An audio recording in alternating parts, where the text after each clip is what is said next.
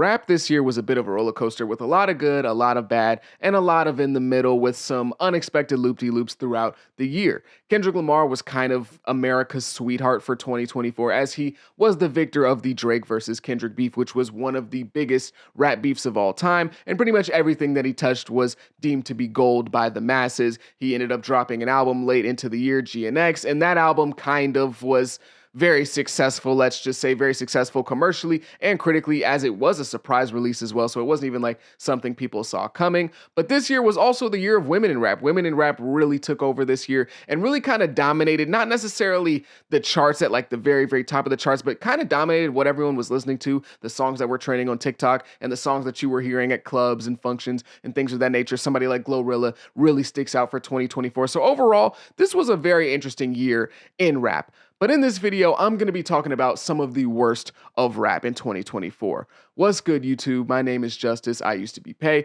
and today I'm back with another video, and I'm going to be giving you the 8 worst of rap in 2024. Number 8, the ice was always going to melt eventually. Ice Spice dropped her debut album Y2K this year after building up 2 years worth of hype because she really popped out of nowhere onto the scene in like the summer of 2022 with the song Munch and just never looked back. She's had multiple Billboard topping hits. She had major placement on the Barbie movie soundtrack, which is one of the biggest movies of the decade so far. She's done features with Nicki Minaj and Taylor Swift. She also has her own commercial with Starry and Dunkin' Donuts. Like overall, Ice Spice really just took off over the last 2 years and again, never looked back. She's really the last rapper to go from a complete zero to massive superstardom in this modern era. And I know a lot of people like to say she's untalented and they want to call her an industry plant because she's really just not that good, but she just had a genuine out of nowhere meteoric rise to superstardom, but it kind of felt like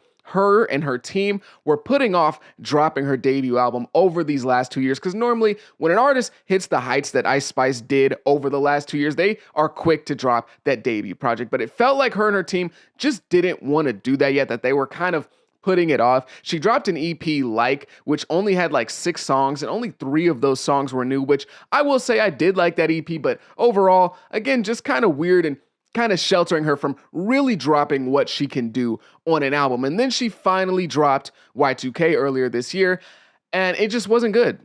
It was just really rough. Fans didn't like it. I didn't like it. Nobody seemed to really like this album. There was a lack of progression in Ice Spice, and it really just went to show that she probably she's just not that talented, okay? I don't want to be rude. I like Ice Spice. I like some of her music, but she's probably just not super talented. And honestly, a lot of people expected this album to be bad, and a lot of people felt that they were validated in the way that they felt about Ice Spice, about her not being that good and not being talented. And overall, this album just was not well received. And even on a commercial front, it only sold like 28K first week, which is not amazing. Like for somebody with the accolades that Ice Spice has up until this point, that's not a very high number. So overall, this album really kind of diminished some of her superstar aura and really just diminished the momentum that she had behind her. Now, her career is not over. It's not done for Ice Spice. But right now, coming off of that album, she's definitely nowhere near where she was in terms of hype, buzz, or popularity. This is also probably just overall the worst mainstream rap album of 2024. Number 7, Uzi finally misses. It pains me to have to do this because I really do love Uzi's music, and I just imagine right now like this is the first ever video Uzi sees of mine, and he sees me just dogging on his album, and I just, Uzi, if you see this, it's no hard feelings. The album, I love you, but come on. This year, Uzi released the album Eternal: A Take Two, and this album was released to no anticipation, which is a massive surprise if you've been a fan of Uzi for his entire career, because all of his albums have a bunch of anticipation and people just dying for them to come out. But this one in particular really didn't have any anticipation. It just kind of was placed in our hands without us even realizing. Lil Uzi, for the last few years, has been fighting off some rumblings of a large group of people, well, maybe not a large, maybe just a loud group of people saying that he had kind of fallen off. Now, Uzi has always been one of the most beloved rappers of our generation, like of the guys and girls around my age. We all kind of love Uzi, at least on a baseline level, but there's been some rumblings that people have been saying he's fallen off, and recently he dropped the project The Pink Tape around a year ago, and that album was very hit or miss with people, and it led a lot of people to furthering this narrative that Uzi had fallen off. Now, me personally, I love The Pink Tape, so I really didn't have any complaints with that album. I love it a lot, and I thought it was good, but that doesn't change the fact that there were a lot of people who were saying this album isn't very good and that they were just waiting on the old Uzi. They were just waiting on whatever next project was coming out to be much better than The Pink Tape. So I thought it was very important that whatever album he dropped next was very good. And that album ended up being Eternal Will Take Two. There were some rumors that it was going to be Love is Rage 3 or something of the sort, but it's Uzi, and when that type of rapper promises music, you just can't really take it seriously. But he dropped Eternal Will Take Two, and this album was kind of doomed from the start just because of its placement. This album came out shortly after Chromacopia, and Chromacopia was one of the biggest albums of music in 2024. It had an amazing rollout. It was an amazing album. So overall, everyone's attention was really on Chromacopia, and the rollout for Eternal Will Take Two wasn't that great. It was really fast. The rollout was like a week's worth of stuff. We got a few trailers. Uzi did an interview with Complex, I believe, and that was about it. We didn't get any Instagram posts. We didn't get him doing a whole bunch of crazy stuff. He did go on Kai Cenat's stream, but that was once the album was already dropped. So in terms of rollout, it was pretty lackluster in comparison to what we've seen from Uzi in the past, at least. And again, he dropped this album in the shadow of Chromacopia, which felt like a huge moment in music in 2024. So everyone's attention was on Chromacopia, and this album just kind of happened in the shadow. And not only did it happen in the shadow, but it just wasn't very good. So it didn't get a lot of people's attention away from Chromacopia because everyone was still really listening to that project. But in terms of how the music sounded on this album, it just wasn't good. In my opinion, Uzi hadn't missed on a project up until Eternal Take Two. I love The Pink Tape. I love everything before. I'm not one of those guys who didn't really like anything that Uzi put out or was kind of 50-50. I loved everything Uzi put out. But this album in particular just was not it to me. It just wasn't it. Uzi has always been a sound leader, and when you go to his music, you're looking for uniqueness, you're looking for Uzi to be Uzi and do stuff that you're typically not hearing, at least not on a wide scale from the rest of rap. But this album kind of felt like Uzi was a follower. It felt like he was trying to keep up with the young kids, the Ken Carsons of the world. It kind of felt like he was going for that whole Unc still got it thing, and it just really didn't work here. It just didn't fall well on most fans. Most fans did not like this album whatsoever. And then even on a commercial front, the album only sold around 60K first week, and for Uzi, that's really low. Like for most artists, that'd be pretty good or not bad, but for Uzi, that's low. Uzi's a guy where when he drops an album, you're expecting at the bare minimum 100K. Like you start your predictions at 120 at the very least. So for him to sell 60K, just overall, not a good sign. And an album's not good when a lot of the people trying to defend the album are like, oh, well, he dropped this album as a way to get out of his label deal, that he had one more album on his contract, so he just kind of gave us a throwaway album. But regardless, it just wasn't good. I'm not saying that Uzi's fallen off, but this is the type of stuff, the type of material that people will use to say that Uzi's fallen off. So overall, this was just not good on all fronts. A pretty bad album in my opinion, even though I love Uzi a lot and everything else he's made has been good. I don't want this to be like I'm an Uzi hater, but I just have to tell the truth. This was pretty bad. Number 6. Nicki Minaj attempts to step on the competition. Nicki Minaj is one of the greatest rappers of all time, and I know me and her have a little bit of history. We actually had some beef, and yes, this was two ways. This wasn't just, one way. She tweeted about me a long time ago, but that's besides the point. Nicki Minaj is one of the greatest rappers of all time. There's no denying that, but diss tracks really just aren't her thing, at least in my opinion, and that was never more apparent than in 2024. See, Nicki and Meg have had beef for a while now. Meg Thee Stallion, that is, if you don't know who I'm referring to. They've had beef for a while now. They both have sent some little shots back and forth over time, but this year was where things really exploded to a point that we hadn't really seen before. See, Megan dropped the song Hiss, and this song had a bunch of shots at a bunch of different people, and all these people were unnamed, but one shot in particular seemed to kind of set everything off, and it said, A, these hoes don't be mad at Megan, these hoes mad at Megan's Law. Now that's a reference to Megan's Law, which is a law that says that sex offenders have to enter themselves into a registry to be known by the greater public. Not word for word, but pretty much what the law means. And people took that as a shot at Nicki Minaj because of her husband's legal status, let's just say. And so the falling out and the crashing out commenced after this song went public, and Nicki was on Instagram Live just rambling. Bullet fragment, bitch. She a bullet fragment bitch. Going crazy. She was spazzing on, Meg. She was tweeting up a storm. She put out like 40 tweets a day. Like overall, if there's ever been a moment or an example of a hit dog hollering, this was it. Nicki Minaj was in full crash out mode, and she went and dropped the track Bigfoot.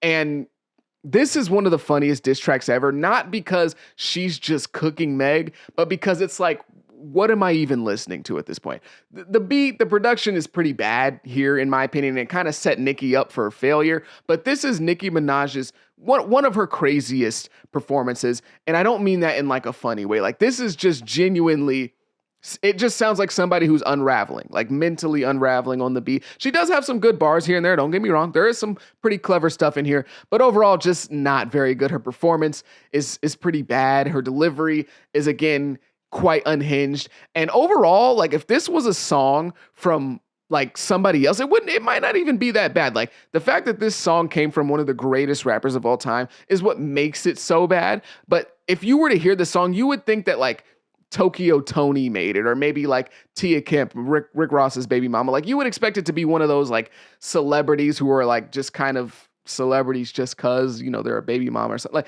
this is the type of song you'd expect from one of them. And if it was from one of them, or maybe like what's the girl with the chin, Natalie Nunn, it's like that type of song where it would be funny if it was them, but then you realize that this is one of the greatest rappers of all time, and you're just like, what am I listening to? So overall, this song was just really bad. And it was so bad that like Meg didn't even really have to respond. Like normally when somebody drops a diss track, everyone looks at the other person and says, ooh, like, what are you going to say to this? But everyone heard Bigfoot, and then they were just kind of like, oh man, like this is just not it. And Nicki ends the song, well, not even ends the song. She cuts the song off like damn near halfway and just does like an a cappella rant of like threats towards Meg. And it's just all very, very strange, a very weird performance. I will say though, it was very entertaining. It was very funny. And I still do quote some of the things that she said in that song, like the line on your dead mama, line on your, even though that's horrible, like that's awful, but like pretty funny, I'm not gonna lie. But overall, one of the worst songs in 2024. Number 5, the death of hip-hop award shows. Hip-hop award shows have been a dying art for a very long time now, but I think this is the year where we can officially call it dead.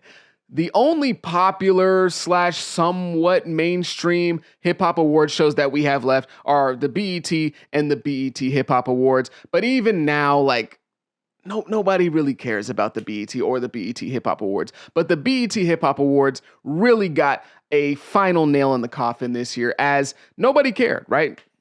Just nobody cared, just to keep things super, super simple to start off with. But to move into further detail, the BET Hip Hop Awards this year were pre-taped by a week, and not a single leak made major news on the internet. Not a single leak. A pre-taped award show.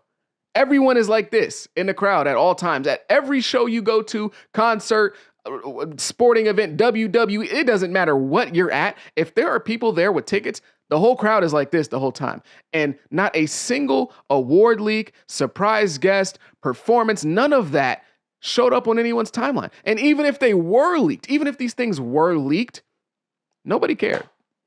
Nobody cared. Even if these things were leaked, I guarantee nobody would have cared.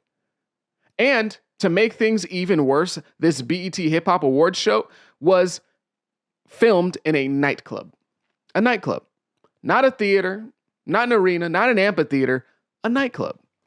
It's just overall done. Like the award show is done. Honestly, if I was BET, I would probably just stop doing the BET Hip Hop Awards and just only do the BET Awards, because there's no way anyone's watching at this point. Like the only reason that you would be doing the BET Hip Hop Awards at this point and in the future is just for tradition, because nobody cares. The award shows for hip hop are just dead. It's just the truth. How often do you see people arguing who should have won this BET Hip Hop Award? Nah, this person should have won. How often do you see debates over who should have won what BET Award? Not very often. It's not something you see very often.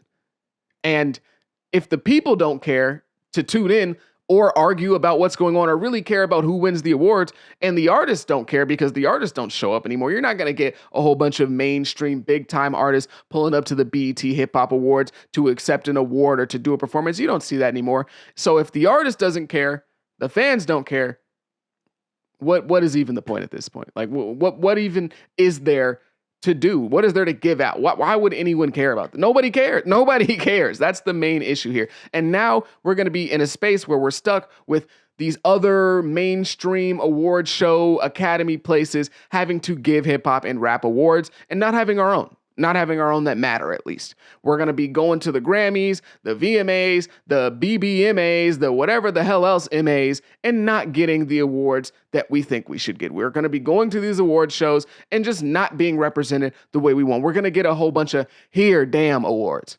Here, oh my, we have to do a rap, right? Okay, here, give it to, I don't know, who cares, right? We're not going to get awards that represent how the culture is feeling in 2024. We're going to have a bunch of people not getting rewarded for the year that they had, the success that they had, and possibly ever getting an award, period, because they're not going to get a Grammy. They're not going to get a Billboard Music Award. Most of the artists who deserve awards in rap aren't going to get them from outside places. That's why it's so important for us to have our own.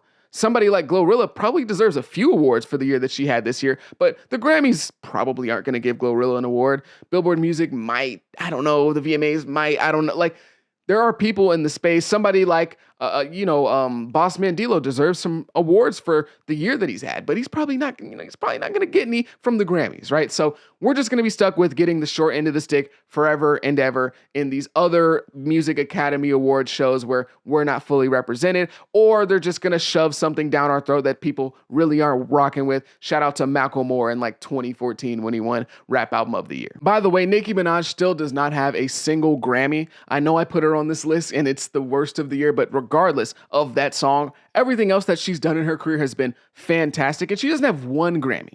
So that should go to show you we just need our own stuff. It's important that we have our own stuff, because if Nicki doesn't have one after all that she's done, it's probably not very fair. Number 4, OTF versus NBA ends in cuffs. The OTF and NBA beef has been going on for close to 5 years now, or maybe even a little longer. But it seems it's coming to a very abrupt ending, with both sides facing some possibly substantial prison time, substantial at least to regular people. The NBA side, not so much though, as Youngboy is facing about 2 years and Quando's going to do about 3 years. They're both only going to do about 5 years combined, but the real hard time comes on the side of OTF, as they were picked up, OTF being a whole bunch of different members, picked up for the murder of Quando Rondo's cousin, Lil Pab, which was actually meant for Quando Rondo, of course. Now, the most important of these arrests is Lil Durk. Lil Durk has been arrested alongside his OTF members, and they're all being booked for murder, except for him, as he's booked for murder for hire because he's allegedly the person that gave them the money to go and do this. And so overall, OTF is cooked, all right? When you get picked up by the feds, 90+% of the time, you're done. Like, when the feds come and get you,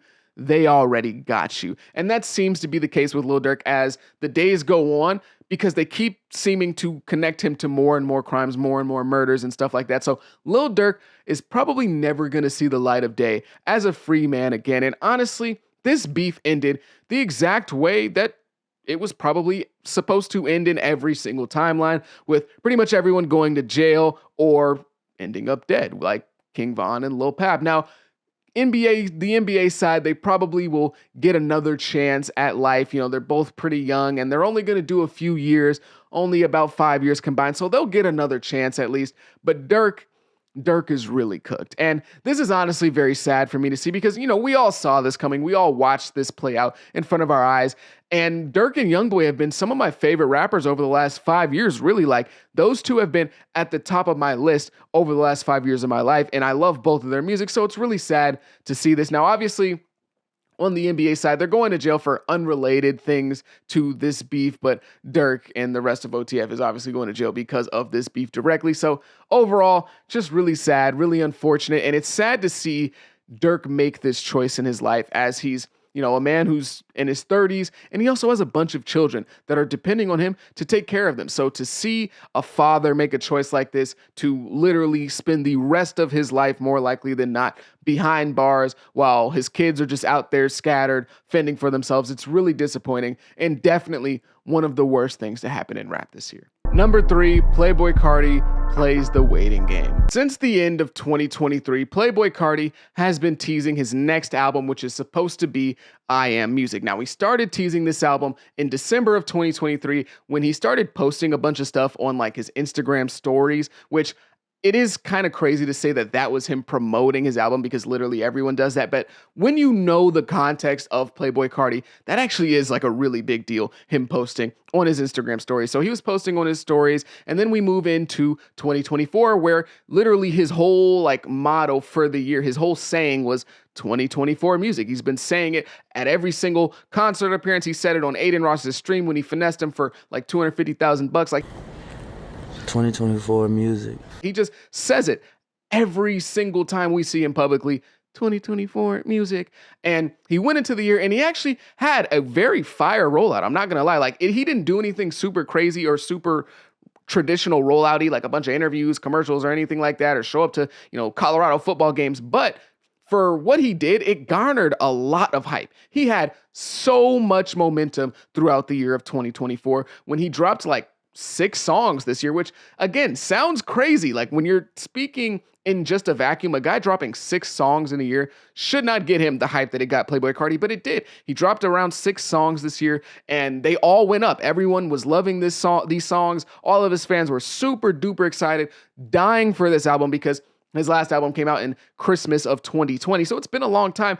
These songs went up immediately. They blew up. All of the songs. He even gave us a few songs on streaming services, which is crazy. Again, most of these songs were on Instagram, his spam page, let alone not even his main page, his spam page. And he was able to garner so much hype and excitement. People were dying. People were ready. And we just didn't get it this year. He's just been saying 2024 music, and it doesn't seem like we're going to get this album in 2024. There's like 2 or 3 days left at the time of me recording this. So probably not very likely. The Friday already passed, but who knows, right? But I've just never seen someone get so much hype in my life to not do anything with it. I've never seen a rollout like this because most artists right now would die for the rollout that Cardi had in 2024 in the early parts of the year, even all the way up until like a week ago. The rollout that he had in terms of building hype was insane. Like Lil Baby would die for that rollout right now. Everyone was paying attention to what Cardi was doing, what he was saying, what he was posting, what outfit he was wearing, when he was wearing the fishnet bodysuit that clamped in the middle like a thong. People were excited, okay? They just wanted the music so bad. And what did he do with all that hype? Nothing. He did. Of course, right? It's Playboy Cardi. Why would he build up hype and then actually deliver? It's Cardi. I've known him as a liar throughout his musical career. He's always been one, but this is just to the extreme, okay? He's never done it this bad. Like, we've always been waiting a really long time for his music, but we've never seen him tease an album like the way he's teased I Am Music from the start of 2023 in December all the way to December of 2024. It's actually quite ridiculous. He also had a tour planned for Europe in 2024, and he actually canceled the tour a few days before it was supposed to begin. And it was actually so bad that a lot of people had already, of course, purchased tickets to the tour. Some people purchased plane tickets to go to Europe, not necessarily from like the United States. I mean, some people probably did, but people in other countries in Europe traveled to where the first show was supposed to be. They had hotels for the night, and the show got canceled. So not only did he cancel pretty much his album, he also canceled a tour that a lot of people had already purchased their tickets to. I'm not quite sure if they got their money back. I'm sure I can look it up while I'm editing to see if they did or not. But yeah, overall, if you're a Cardi fan in 2024, you've just been playing the waiting game the entire year. He just had an amazing performance at Rolling Loud where he teased more new music, but again, nothing about the album, no release date, no even real album cover. All we know about all we know about the album is it's called I Am Music. That's really it. We don't even know if the songs he released this year are going to be on the album. We know nothing throughout an entire year of building hype, and it's actually insane. It's actually insane. So maybe 2024 music will be 2025 music, but at this point, I wouldn't bet anything. I wouldn't bet my left pinky toenail that he's going to drop this album in 2025. I don't know when he's going to drop it. Stop waiting. Stop holding your breath. Number 2, fans take a stand. This year in rap will forever be remembered as the year of the Drake and Kendrick beef. Everything this year kind of revolved around them, even stuff that didn't directly involve them.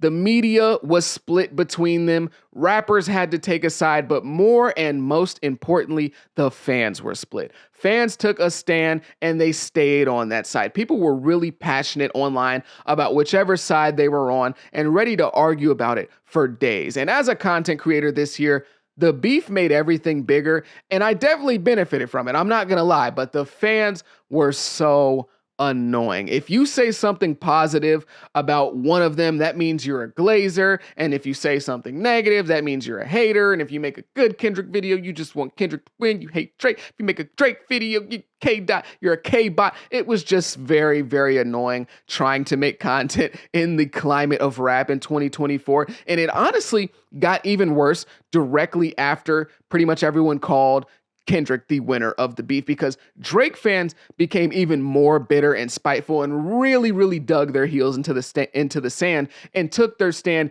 even stronger. And Kendrick fans became even more boastful and pretentious. Sorry.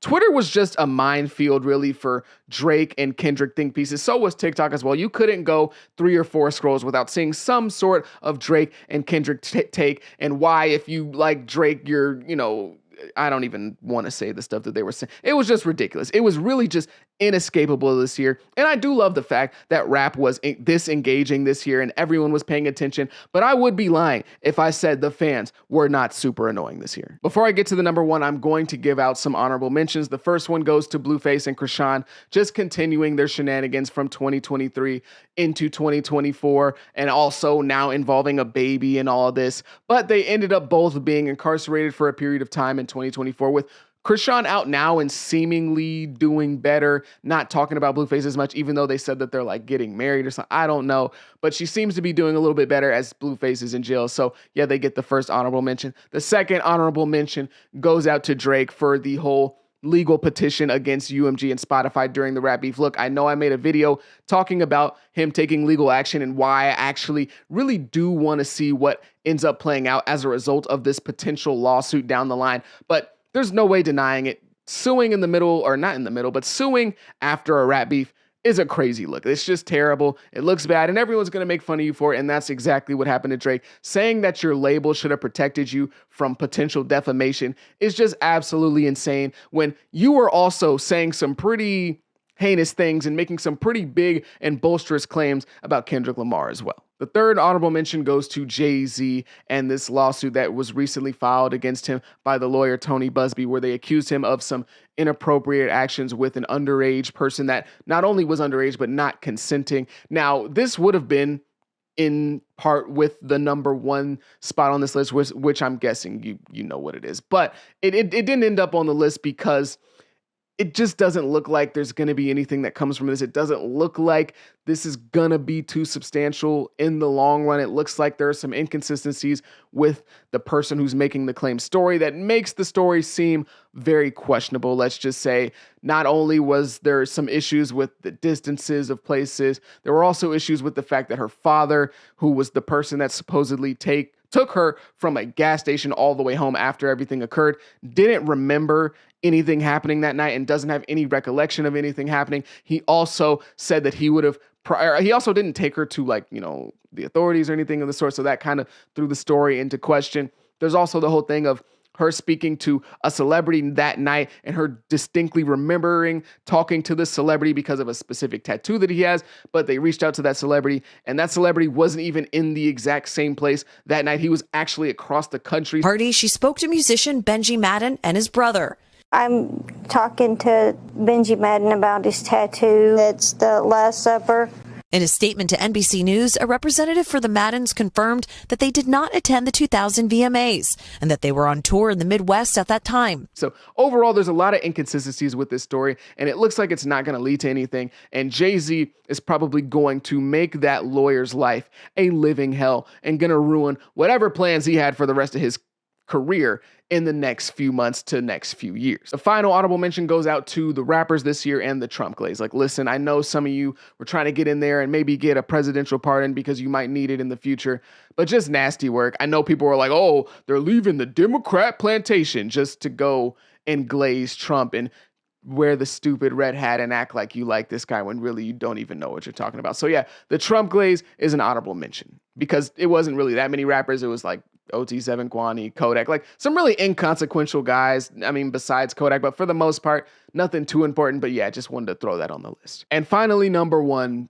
Diddy. This was just easily number one. I know this list wasn't really ranked that heavily in terms of like what was worse, but there was nothing that could have been number one in this year besides Diddy. Undoubtedly the worst thing of rap in 2024. It started out this year with the Cassie lawsuit, claiming a whole bunch of wild stuff about Diddy, and then pretty much the immediate settlement, $30 million paid to Cassie without even spending 2 to 3 weeks looking at this lawsuit is actually insane. Then we got a follow through of a bunch of other lawsuits, a bunch of other claims and allegations against Diddy. Then we get his houses being raided and 1,000 bottles of baby oil being in his houses.